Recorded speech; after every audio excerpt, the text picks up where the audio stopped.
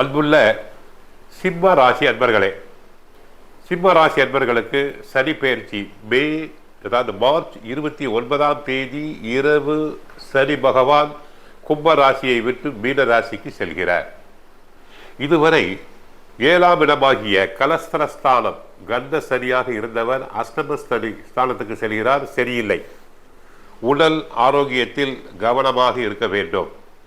ஆக சனி பகவானுக்கு 7ஆம் இடம் 8ஆம் இடம் என்பது தீய பலன்களை தரக்கூடிய இடமாகும். அவ்வகையில் பெரிய பலன்களை நன்மைகளை வழங்காது. சில நஷ்டங்களையும் கஷ்டங்களையும் உண்டு பண்ணுவார். தேவையில்லாத பிரச்சனைகளில் தலையிட வைப்பார். வீடு மனை நிலங்கள் வாங்கும்போது பத்திர பதவிகளில் கவனம் தேவை. யாராவது தங்களை ஏமாற்ற வாய்ப்புகள் இருக்கலாம். உணவு விஷயங்களில் எச்சரிக்கையாக இருக்க வேண்டும். சொத்து பிரச்சனைகள் வரக்கூடும். பங்காளிகளுக்குள் விட்டு கொடுத்து போவது நல்லது.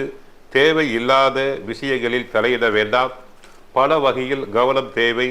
யாருக்கும் ஜாமீன் கையெழுத்து போட வேண்டாம். அடுத்து சில நன்மைகள் பல அசுபங்களை வழங்குவர். சிலருக்கு அஷ்டமத்து சனியின் காலம் என்பதால் பண மோசடி மிகுதியாக இருக்கும். யாராவது தங்களை நம்ப வைத்து கருத்தறுத்து விடுவர். கவனம் தேவை. அது சிறு சிறு உடல் உபாதைகள் தோன்றலாம். வில்லங்கமான விருத்தி இல்லாத சொத்து அமையலாம் என்பதால் கவனம் தேவை.